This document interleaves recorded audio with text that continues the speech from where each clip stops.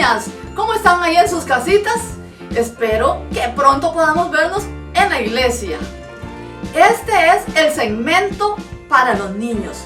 Vamos a orar para empezar. Cerrando los ojitos ahí en la casa, vamos a orar. Padre Celestial, en esta mañana te damos gracias por este nuevo día. Gracias por cada uno de esos niños que están en tu casa dispuestos a oír tu palabra, Señor. Que puedan abrir sus oídos y sus corazones para recibir lo que tú tienes y que tú seas el centro, Señor. En el nombre de Jesús, amén. En esta mañana quiero hablarles acerca de un personaje de la Biblia llamado David. ¿Se acuerdan ustedes? ¿Saben quién era David? Vamos a ver. Voy a ver si se acuerdan quién era David. Yo les voy a dar 3 opciones y ustedes me van a contestar sí o no. Vamos con la primera. Número 1. ¿David construyó un arca? Número 2. ¿A David se lo tragó un gran pez? Número 3. ¿David venció con la ayuda de Dios al gigante Goliat? ¡Correcto! Ese era David, el que venció a Goliat con la ayuda de Dios. David, desde pequeño, él amaba a Dios. Desde niño, adoraba a Dios y Dios se agradaba de él. Él fue pastor de ovejas siendo niño. Y cuando él fue pastor, enfrentó animales feroces.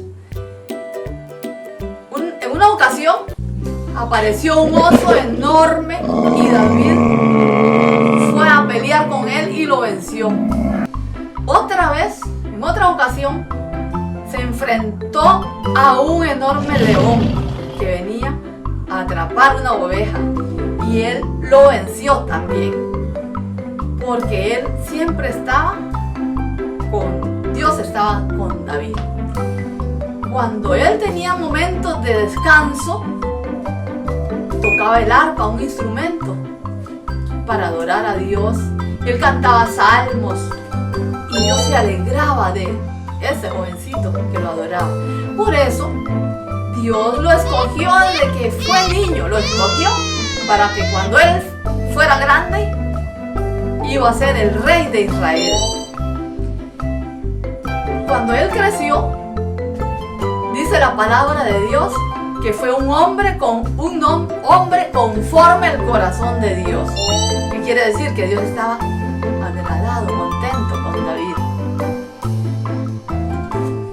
Vamos, después cuando David ya llegó a ser rey, siempre amaba a Dios. Ya siendo rey, él adoraba a Dios siempre y lo amaba. Pero, adivinen qué. Pasó algo terrible. David pecó. ¿Saben qué es pecado? Sí, desobedecer a Dios, hacer cosas que a Dios no le agradan. Como por ejemplo, pelear, mentir, desobedecer a los papás, decir malas palabras, robar y otras cosas feas que a Dios no le agradan.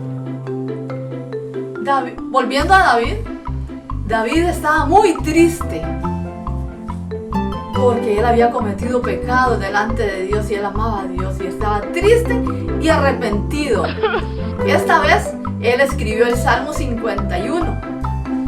El Salmo 51 es largo, pero yo les voy a hablar de 3 versículos. En el versículo 2, David le dijo a Dios: lávame más y más de mi pecado, límpiame de mi maldad. En el versículo 4,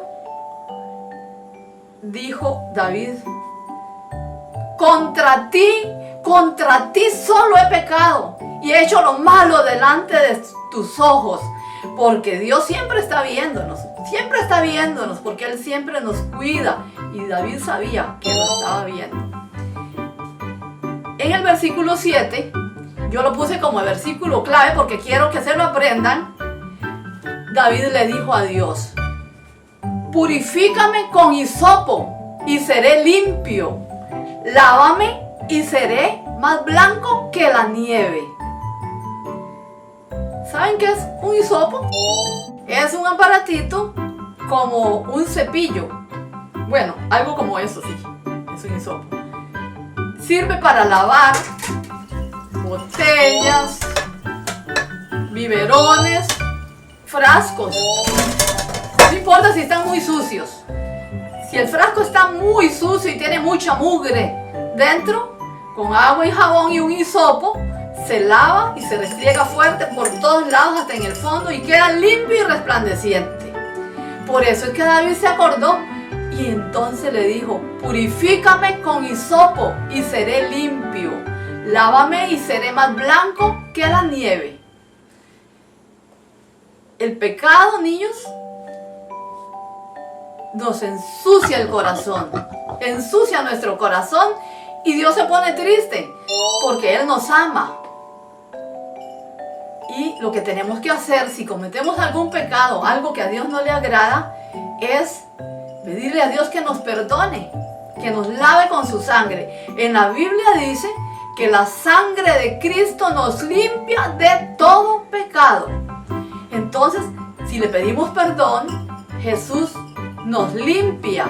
Entonces va a traernos alegría, porque el pecado trae tristeza. Dios quiere que estemos alegres, no quiero que estemos tristes. Y Dios quiere perdonarnos. Y Dios nos perdona, pero Él no quiere que sigamos haciendo esas mismas cosas. Y Dios nos ayuda a hacer lo que a Él le agrada. Ahorita vamos a repetir 2 veces el versículo 7 para que se lo aprendan. Vamos, ahí en la casa. Lo van a repetir. Purifícame con hisopo y seré limpio. Lávame y seré más blanco que la nieve. Vamos, otra vez. Purifícame con hisopo y seré limpio. Lávame y seré más blanco que la nieve. Vamos a escuchar un canto que nos habla del perdón. Y después de esto, quedamos despedidos. Hasta la próxima, niños. Vamos a ver el video del canto. Bendiciones.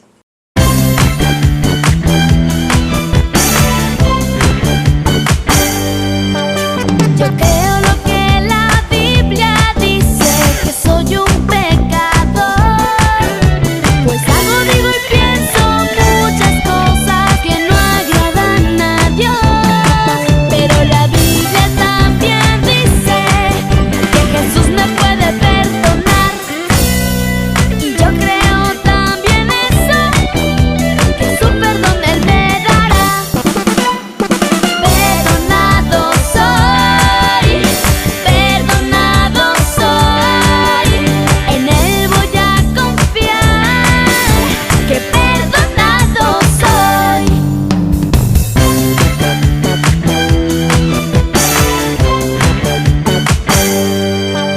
Yo creo lo que la Biblia dice, que soy un pecador, pues hago, digo y pienso muchas cosas que no agradan a Dios.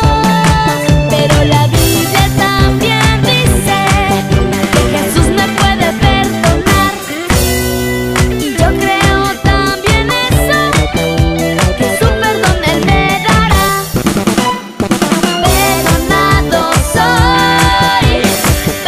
Perdonado soy, en Él voy a confiar, que perdonado soy.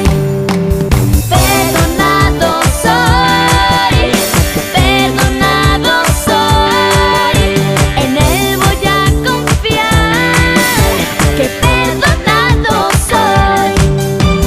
Perdonado soy, perdonado soy.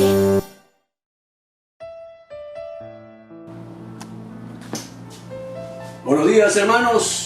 Que nuestro Señor Dios Todopoderoso nos continúe bendiciendo. Un saludo muy cordial a cada uno de la Iglesia Cristiana Fuente de Vida y nuestros amados, apreciados hermanos allá en Higuito San Miguel de Desamparados, la iglesia Jesús es el Camino, donde pastorea mi hermano consiervo Santos Espinosa junto con su esposa Flor Vega. Tratándose de mi hermano Santos, nos recordamos que estuvo en decaimiento de salud y gloria al Señor que ya se encuentra mejor. Así es que, hermanos, gócense con su pastor allá en Higuito de San Miguel de Desamparados. Y gloria al Señor porque ya mi hermano Santos se encuentra mucho mejor. Irá mejorando cada día con ayuda de nuestro Dios Todopoderoso. Así es que vamos a dar inicio a este culto dominical familiar hoy 3 de mayo del 2020. Pero antes queremos orar por los cumpleaños para que no se nos olvide. Siempre lo hacíamos allá en la iglesia y en esta ocasión recordamos algunos cumpleaños y quiero decirles que me llamen antes, entre semana, cuando se aproxima el domingo, ¿verdad? Y nos comuniquen cuándo va a cumplir años para saludarles, para orar por ustedes.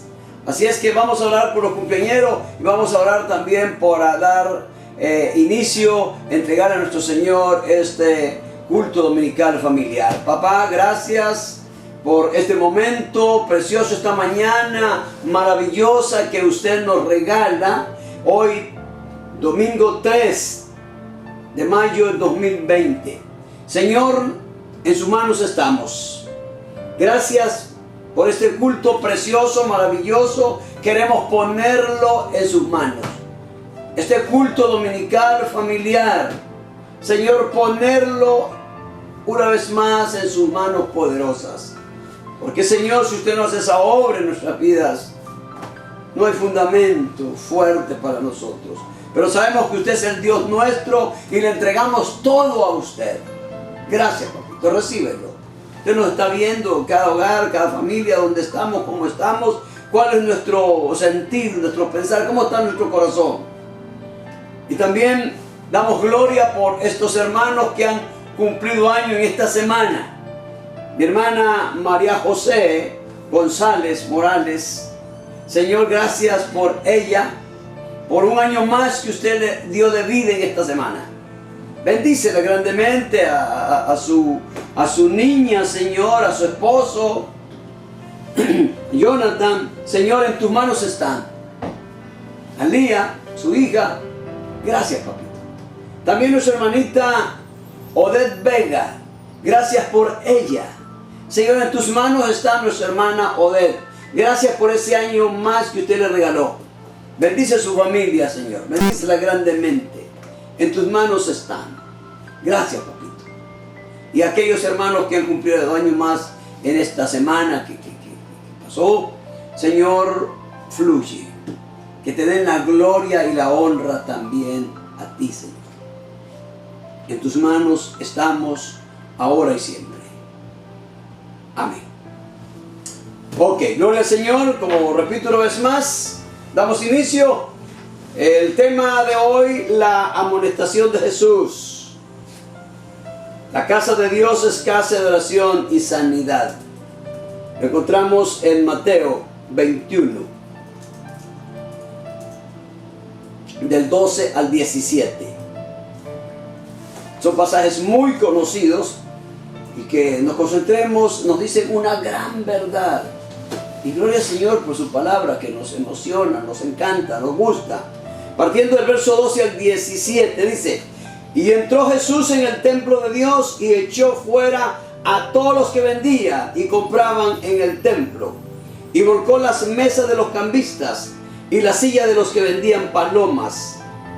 Y les dijo: escrito está, mi casa, casa de oración será llamada, mas vosotros la habéis hecho cueva de ladrones. Y vinieron a él en el templo ciegos, cojos, y los sanó. Pero los principales sacerdotes y los escribas, viendo las maravillas que hacía, y a los muchachos aclamando en el templo y diciendo: Hosana al Hijo de David, se indignaron y le dijeron: ¿oye lo que estos dicen? Y Jesús les dijo: sí. ¿Nunca leísteis De la boca de los niños y los que maman, perfeccionaste la alabanza. Y dejándolos, salió fuera de la ciudad a Betania y posó allí. Iglesia, existen dos purificaciones del templo registradas en los evangelios.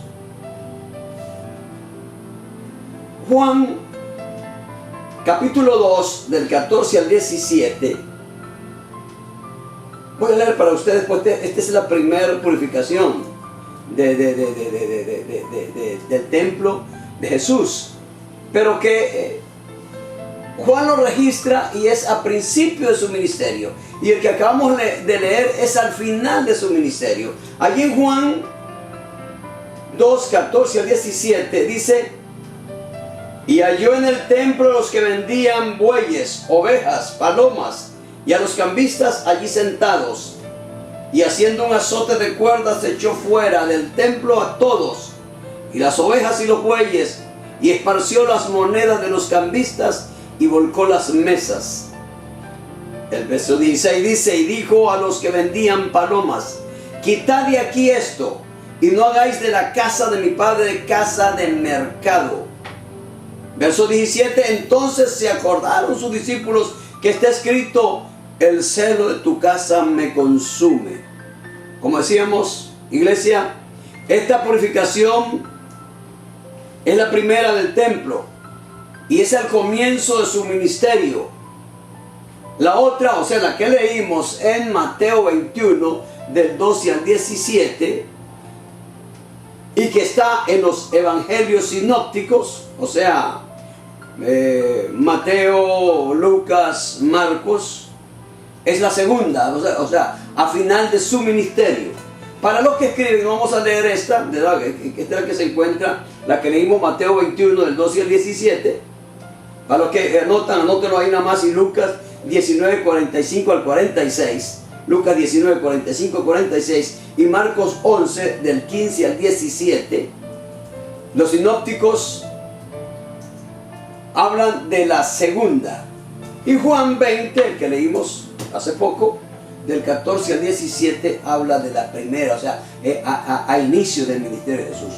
Entonces hubo dos actos de estos donde Jesús limpia y echa fuera los que habían convertido a la casa de Jehová en otra cosa.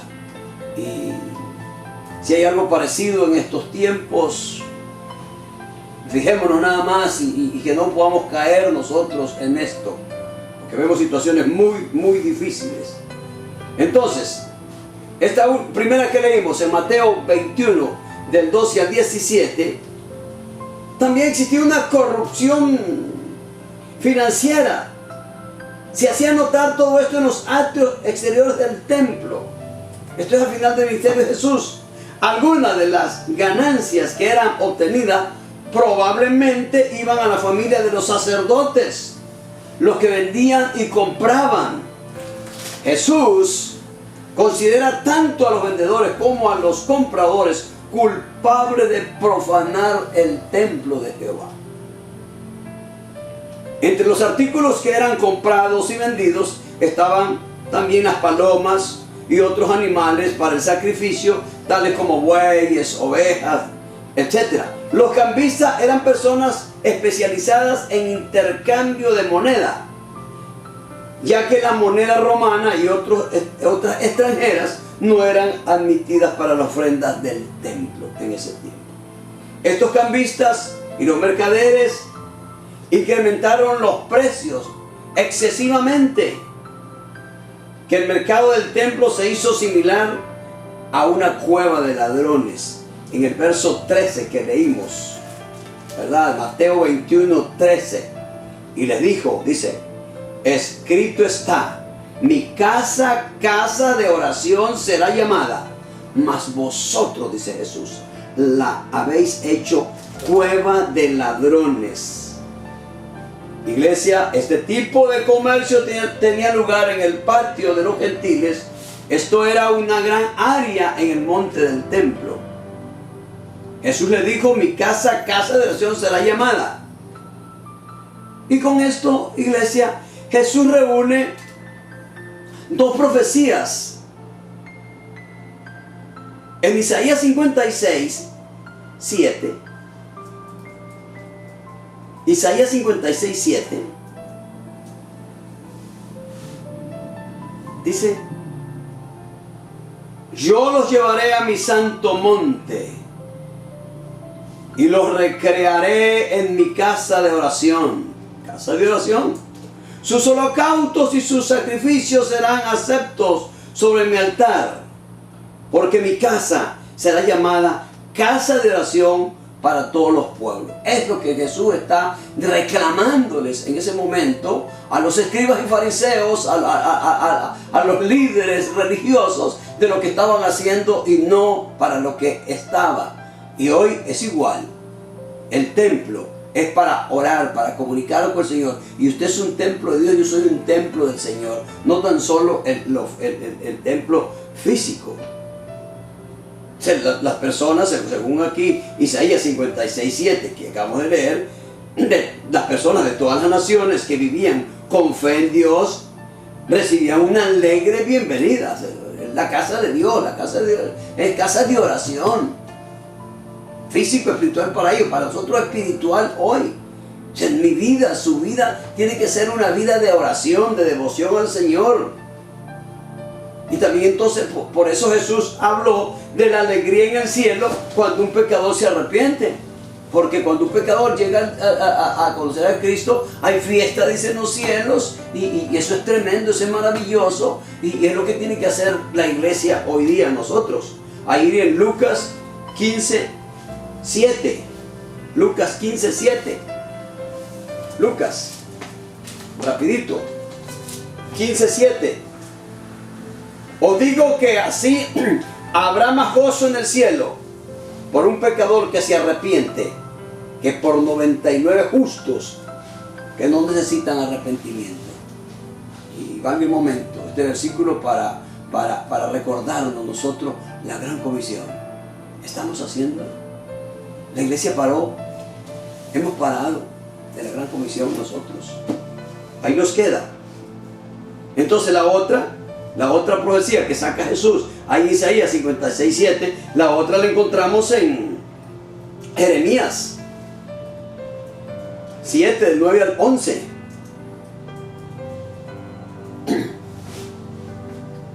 Que el templo había llegado a ser guarida, dice, de bandidos. Jeremías 7, del 9 al 11 dice: hurtando, matando, adulterando, jurando en falso, censando a Baal y andando tras dioses extraños que no conocisteis. Vendréis y os pondréis delante de mí en esta casa sobre la cual es invocado mi nombre, y diréis: librados somos para seguir haciendo todas estas abominaciones. ¿Acaso librados somos? ¿Somos justos para seguir pecando? No, en ninguna manera. Dice el 11: es cueva de ladrones delante de vuestros ojos esta casa sobre la cual es invocado mi nombre. Imaginemos, hermano, hoy cada persona nuestra, cada uno de nosotros. He aquí que también yo lo veo, dice Jehová. ¿Qué está viendo? Es cueva de ladrones delante de vuestros ojos esta casa en la cual ustedes invocan el nombre de Jehová. Yo lo estoy viendo, es así. Entonces, en el verso 9 se hace una enumeración de las estipulaciones del pacto que los habitantes de Jerusalén habían violado. Ahí lo tenemos. Ezequiel 20, del 1 al 17. Veamos. Ezequiel 20, del 1 al 17 dice: aconteció en el año séptimo, en el mes quinto, a los 10 días del mes, que vinieron algunos de los ancianos de Israel a consultar a Jehová y se sentaron delante de mí. Es lo que pasa, hermano, que cuando la persona está en pecado Y se cree. No, usted sabe, yo sé, cuando estamos en pecado hay que arrepentirse, si no Dios no oye. Ya habíamos hablado al respecto, o predicado al respecto el mes pasado. Dios no escucha al pecador, no atiende al pecador, lo escucha pero no lo atiende, no le atiende su petición. Y vino a mí, dice el verso 2, estamos en Ezequiel 20. Y vino a mí palabra de Jehová diciendo: hijo de hombre, habla a los ancianos de Israel y diles: así ha dicho Jehová el Señor, a consultar me venís vosotros, vivo yo, que no os responderé. Estaban en pecado, dice Jehová el Señor. ¿Quieres tú juzgarlos? ¿Los quieres juzgar tú, hijo de hombre? Hazle conocer las abominaciones de sus padres y diles: así ha dicho Jehová el Señor, el día que escogí a Israel y que alcé mi mano para jurar a la descendencia de la casa de Jacob, cuando me di a conocer a ellos en la tierra de Egipto, cuando alcé mi mano y les juré diciendo: yo soy Jehová vuestro Dios. Aquel día que les alcé mi mano, jurando así que los sacaría de la tierra de Egipto a la tierra que les había provisto, que fluye leche y miel, la cual es la más hermosa de todas las tierras. Verso 7, entonces les dije: cada uno eche de sí las abominaciones de delante de sus ojos, y no os contaminéis con los ídolos de Egipto. Yo soy Jehová vuestro Dios. Quiten todo, saquen todo lo que no es de Jehová, lo que no es Dios. Mas ellos, dice verso 8, se rebelaron contra mí y no quisieron obedecerme. No echó de sí cada uno las abominaciones de delante de sus ojos, ni dejaron los ídolos de Egipto. Y dije que derramaría mi ira sobre ellos para cumplir mi enojo en ellos en medio de la tierra de Egipto. Con todo, a causa de mi nombre, para que no se infamase ante los ojos de las naciones en medio de las cuales estaban, cuyos ojos fui conocido, actué para sacarlos de la tierra de Egipto. ¡Qué Dios más amoroso! Eso mismo, iglesia, ha hecho con nosotros, y Él espera más de nosotros. Dice el verso 10: los saqué de la tierra de Egipto y los traje al desierto, y les di mis estatutos y les hice conocer mis decretos, por los cuales el hombre que los cumpliere vivirá. Y les di también mis días de reposo, para que fuesen por señal entre mí y ellos, para que supiesen que yo soy Jehová, que los santifico. Mas se rebelaron contra mí la casa de Israel en el desierto, no anduvieron en mis estatutos y desecharon mis decretos, por los cuales el hombre que los cumpliere vivirá. Y mis días de reposo profanaron en gran manera. Dije por tanto que derramaría sobre ellos mi ira en el desierto para exterminarlos. Verso 14: pero actué a causa de mi nombre, para que no se infamase a la vista de las naciones ante cuyos ojos los había sacado. También yo les alcé mi mano en el desierto, jurando que no los traería a la tierra que les había dado, que fluía leche y miel, la cual es la más hermosa de todas las tierras. Porque desecharon mis decretos y no anduvieron en mis estatutos, y mis días de reposo profanaron, porque tras sus ídolos iba su corazón. Con todo, los perdonó mi ojo, pues no los maté ni los exterminé en el desierto. Iglesia, eso mismo ha hecho Dios con nosotros. Por su misericordia no hemos sido consumidos, esa es su palabra. Porque hemos fallado una y otra veces. No, ya no. He venido predicando, ya no se puede más, iglesia. Tenemos que entregarnos al 100%, morir nosotros y entregarnos y poner nuestra carne al servicio del Señor, nuestro cuerpo físico al servicio del Señor, para que Él haga lo que tenga que hacer. Y verás que Dios tiene cosas tremendas, cosas maravillosas que Él va a hacer.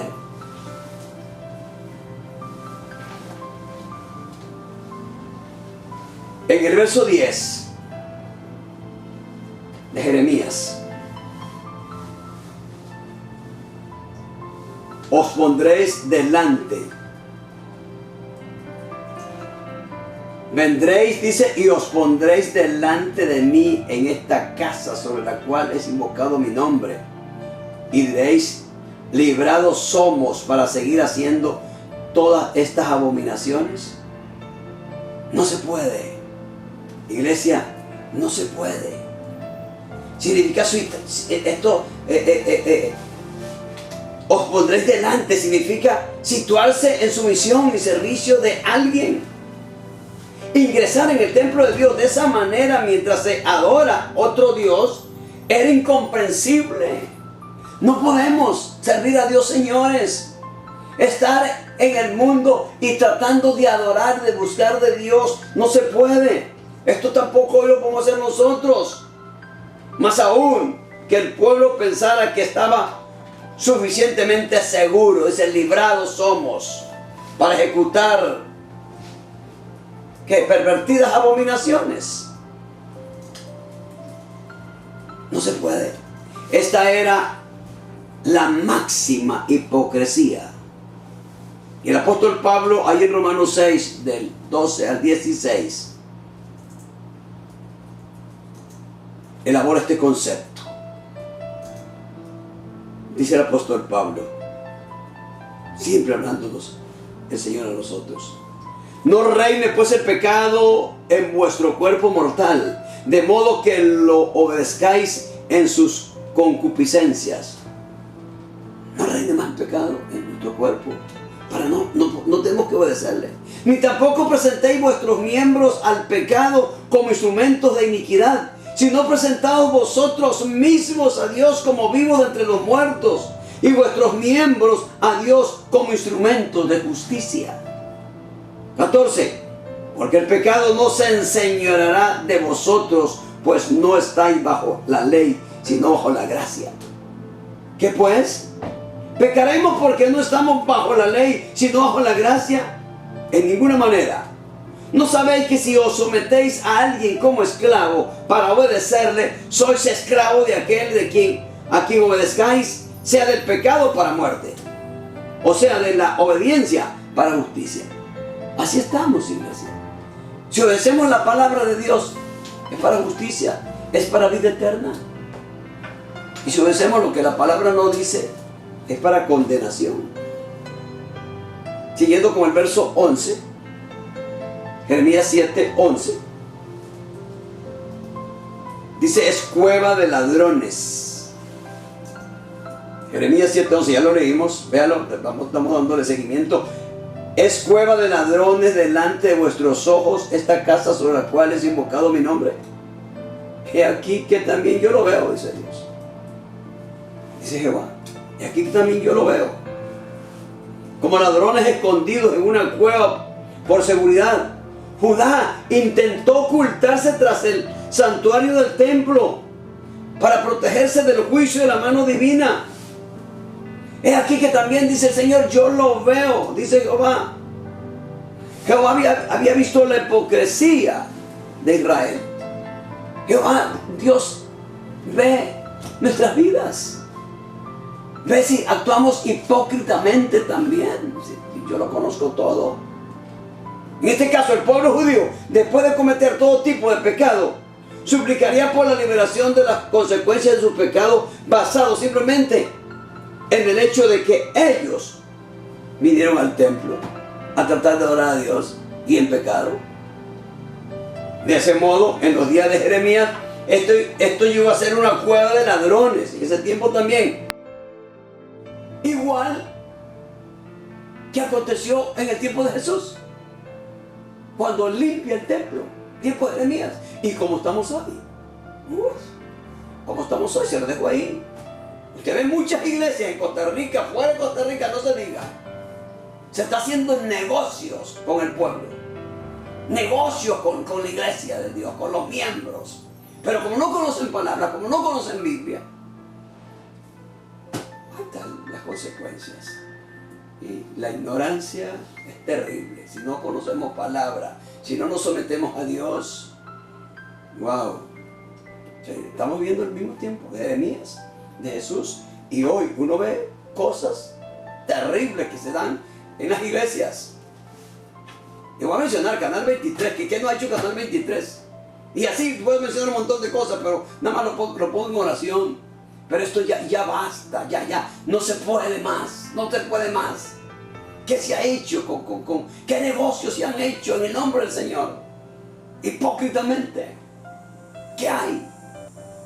En Cristo hay vida, hay alegría, hay gozo, hay emoción. La palabra tiene que emocionarnos a nosotros. En el verso 14 de Mateo 21, verso 14, cuando Jesús limpia el templo, en esta segunda ocasión, que es la que estamos, al final de su ministerio, y dice, y vinieron a él en el templo ciegos y cojos, y los sanó. Según el verso 15, dice, muchachos aclamando en el templo y diciendo, Hosana al Dios de David. Dice que los principales sacerdotes y los escribas se indignaron cuando oyeron a los muchachos, los jovencitos. La multitud presente en Jerusalén para la Pascua había incluido seguramente un gran número de niños de 12 años de edad, quienes estaban allí para celebrar su primera Pascua. Es muy posible. Y ellos adoraron, cantaron. Bueno, el cumplimiento de la palabra. El verso 16 de Lucas 21. Verso 16 de Lucas 21. Y le dijeron, los escribas y fariseos, ¿oye lo que estos dicen? Y Jesús les dijo, sí. ¿Nunca leíste de la boca de los niños y de los que maman, perfeccionaste la alabanza? Jesús replica al indignado sumo sacerdote del templo y a los escribas con una ineludible afirmación de su deidad. Y aquí Jesús cita el Salmo 8, verso 2. Y se está dando. De la boca de los niños y los que maman, fundaste la fortaleza, y a causa de tus enemigos, para hacer callar al enemigo y al vengativo. Iglesia, este versículo habla sobre la alabanza ofrecida a Dios. Jesús emplea este versículo en defensa del culto que Dios había ordenado. Dice, de la boca de los niños y de los que maman, perfeccionaste tu alabanza. En el nombre de Jesús. Jesús estaba reclamando el derecho de ser alabado como Dios, su deidad. ¡Wow! Ahí en Lucas 21, verso 17, dice, ya lo leímos, Lucas 21, verso 17, y dejándolos, salió fuera de la ciudad, a Betania, y posó allí. Jesús dejó a los sacerdotes, a los escribas, el templo y la ciudad de Jerusalén. En lugar de dar la bienvenida a su Mesías, las autoridades religiosas lo habían rechazado. Tremendo. La casa de Dios, casa de oración y sanidad. La hipocresía, iglesia, es el fingimiento de sentimientos contrarios a lo que se tiene. La hipocresía, repito, es el fingimiento de sentimientos contrarios a lo que se tiene. Es falta de sinceridad. Jesús encontró gran hipocresía en el templo de Jerusalén, en los judíos que pretendían ser religiosos y convertían la casa de Dios en un negocio. ¡Wow! ¿Qué estará pasando hoy? Jesús echó fuera a los comerciantes y vendedores, volcó las mesas de los cambistas y los amonestó por haber transformado la casa de oración en cueva de ladrones. Luego de limpiar el templo, los enfermos, dice, se acercaron a él y los sanó. Tuvo misericordia de ellos. Jesús, iglesia, transformó la cueva de ladrones en un lugar de sanidad y restauración. Los sacerdotes y escribas, al ver los milagros de sanidad y a los niños aclamando, Hosana al Hijo de David, se enojaron en gran manera. Pero Jesús puso evidencia una vez más que Él era el Mesías profetizado en la palabra de Dios. En verdad, de veras. Pasamos a los 5 últimos versículos. La maldición de la higuera sin frutos. Ojo, iglesia, ojo. La maldición de la higuera sin frutos. Mateo 21, siempre con el 21. Vamos a ver ahora el 18 al 22. Dice: por la mañana, volviendo a la ciudad, tuvo hambre. Y viendo una higuera cerca del camino, vino a ella y no halló nada en ella, sino hojas solamente. Y le dijo: nunca jamás nazca de ti fruto. Y luego se secó la higuera. Viendo esto, los discípulos decían maravillados: ¿cómo es que se secó enseguida la higuera? Respondiendo Jesús le dijo: de cierto os digo, pues si tuvieres fe y no dudáis, no solo harías esto de la higuera, sino que si a este monte dijereis: quítate y eche en el mar, será hecho. Y todo lo que pidiereis en oración, creyendo, lo recibiréis. Iglesia, Jesús deseaba comer del fruto de la higuera una vez más, antes de morir, pero no pudo hacerlo. La higuera no producía fruto durante la primavera, sino durante el otoño.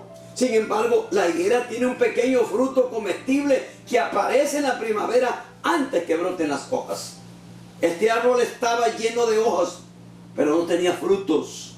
Oh, parecía prometedor, pero estaba vacío, al igual que la ciudad de Jerusalén y su bello templo, según ellos.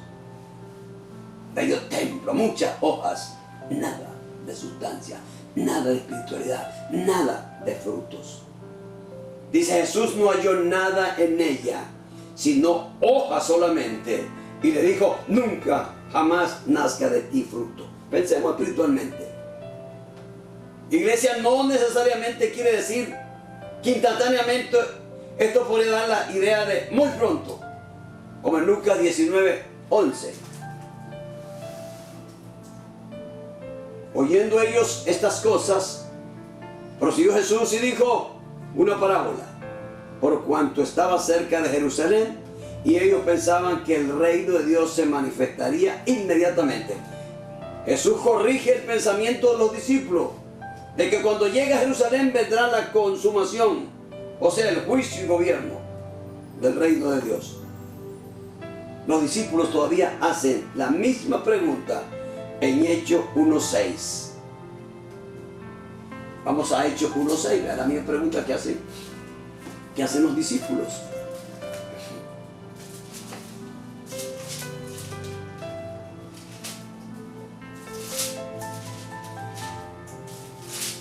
Hechos 1:6. Entonces los que se habían reunido le preguntaron diciendo: Señor, ¿restaurarás el reino a Israel en este tiempo? Le hacen a Jesús la misma pregunta. La higuera es frecuentemente empleada en las escrituras como símbolo de Israel. Israel, su pueblo, el pueblo de Dios frondoso, con muchas hojas, verde, bonito, pero sin fruto. Allí en Oseas 9:10. Oseas 9:10. Como uvas en el desierto, dice, hallé a Israel. Bueno, entonces, la higuera frecuentemente es empleada en la palabra del Señor como símbolo de Israel. Dice Oseas, como uvas en el desierto hallé Israel, como la fruta temprana de la higuera en su principio. Vi a vuestros padres. Ellos acudieron a Baal-peor, se apartaron para vergüenza y se hicieron abominables como aquello que amaron. Wow, ¿cómo estamos nosotros? Antes de entrar a la tierra prometida, Israel cayó en el culto a Baal, dice la palabra, a Baal-peor. Vémonos allí en Números, número 25. Número 25.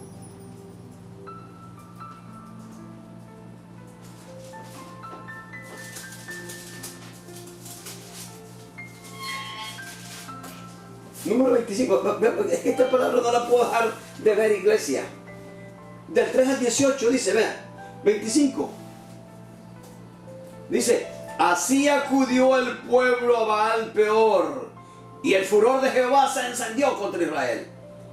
Y Jehová dijo a Moisés, toma a todos los príncipes del pueblo y hórcalos ante Jehová delante del sol, y el ardor de la ira de Jehová se apartará de Israel. Entonces Moisés dijo a los jueces de Israel, matad cada uno a aquellos de los vuestros que se han juntado con Baal-peor. Terrible, hermano. Y aquí un varón de los hijos de Israel vino y trajo una madianita a sus hermanos a ojos de Moisés y toda la congregación de los hijos de Israel, mientras lloraban ellos a la puerta del tabernáculo de reunión. Wow. Esto lo vimos la vez pasada. Y lo vio Fines, hijo de Eleazar, hijo del sacerdote Aarón. Y se levantó de en medio de la congregación y tomó una lanza en su mano y fue tras el varón de Israel a la tienda y lo alanceó a ambos, al varón de Israel y a la mujer por su vientre, y cesó la mortandad de los hijos de Israel.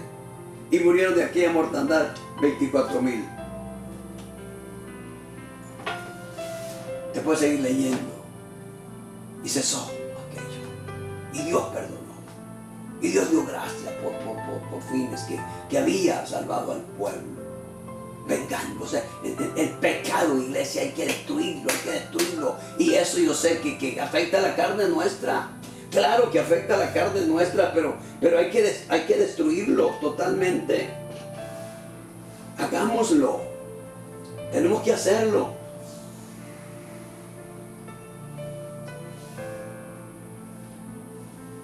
Este milagro es el único milagro registrado de Jesús que involucra juicio.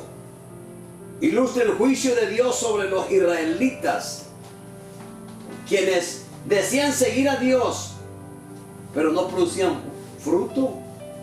En el verso 20, el que la higuera se secara, ilustra el juicio de Dios sobre un Israel incrédulo, pero también le sirve a Jesús para enseñarles a sus discípulos a que confiesen en la obra de milagros y que son la respuesta a una oración. Verso 21, Jesús le dijo, de cierto os digo, que si tuvieres fe y no dudáis, iglesia, esto presupone que lo solicitado es efectivamente la voluntad de Dios. Sucede en la voluntad de Dios, no por capricho. Y vamos a pedir dentro de la voluntad de Dios. Y va a suceder. Y va a suceder. La verdadera fe, según la definición de Cristo, siempre envuelve sumisión a la voluntad de Dios. La verdadera fe, según la palabra, según Jesucristo, siempre envuelve sumisión a la voluntad de Dios, no lo que yo quiero. Lo que Jesús les está enseñando aquí no tiene que ver nada con la psicología de la mente positiva. Le estaba diciendo que la fuente, el objetivo de una fe genuina, incluso aquella tan pequeña como un grano de mostaza, es Dios. Porque nada hay imposible para Dios. Lo que debemos, iglesia, desear es estar conforme a su voluntad. La oración no tiene que ser siempre, Señor, que yo esté conforme a tu voluntad. Y eso muchas veces duele en la carne. Duele muchísimo. Marcos 9:24. E inmediatamente el padre del muchacho clamó y dijo: creo, ayuda mi incredulidad. Este muchacho admite su incredulidad, admite la imperfección de su fe, y con todas sus dudas, el desesperado padre suplicó a Jesús que le ayudara a tener la gran fe que el Señor demanda de nosotros, demandaba de él en ese momento. Un milagro de semejante dimensiones era lo que precisamente deseaban los escribas y fariseos que Jesús hiciera. Pero Jesús nunca aceptó su petición, porque sabía para qué era. Resumimos así a grandes rasgos estos últimos versículos del 18 al 22. La maldición de la higuera sin fruto. Para todo cristiano, iglesia, es un deber imperativo dar frutos de fe, ya que Mateo 7:19 dice: todo árbol que no da buen fruto es cortado y echado en el fuego. Jesús no maldijo la higuera porque estuviera enojado al no encontrar fruto para comer, sino porque quería realizar un acto profético y simbólico. La maldición de la higuera está relacionada con el incidente ocurrido en el templo. Claro que sí. El hecho profetiza la decisión de Dios de juzgar al pueblo de Israel, que realizaba actos religiosos pero no daban verdadero fruto de fe. Cultos para nosotros, pero que no dan verdadero fruto de que somos hijos de Dios. Gente mixta, gente samaritana, que está hoy aquí y mañana allá, un pie en el mundo, un pie en la iglesia. Esto no puede seguir siendo en nuestras vidas. Israel se jactaba de sus verdades de abundantes hojas. Israel se jactaba que era el pueblo de Dios, pero era como la higuera que no daba fruto alguno. Cuando los discípulos se sorprenden al ver que la higuera se secó al instante, Jesús les enseña sobre la fe. La verdadera fe tiene poder para mover montañas. Iglesia, pidámosle al Señor su gracia y dependamos más de Dios. Cuanto más nos acercamos a Dios a través de la comunión íntima, de la intimidad con nuestro Señor, más abundantes serán los frutos santos de nuestra vida. Esto es justamente creer en Jesús. Que nuestro Señor y Dios poderoso siga fluyendo en nuestras vidas. Estamos puestos en sus manos y que Él haga lo que tenga que hacer.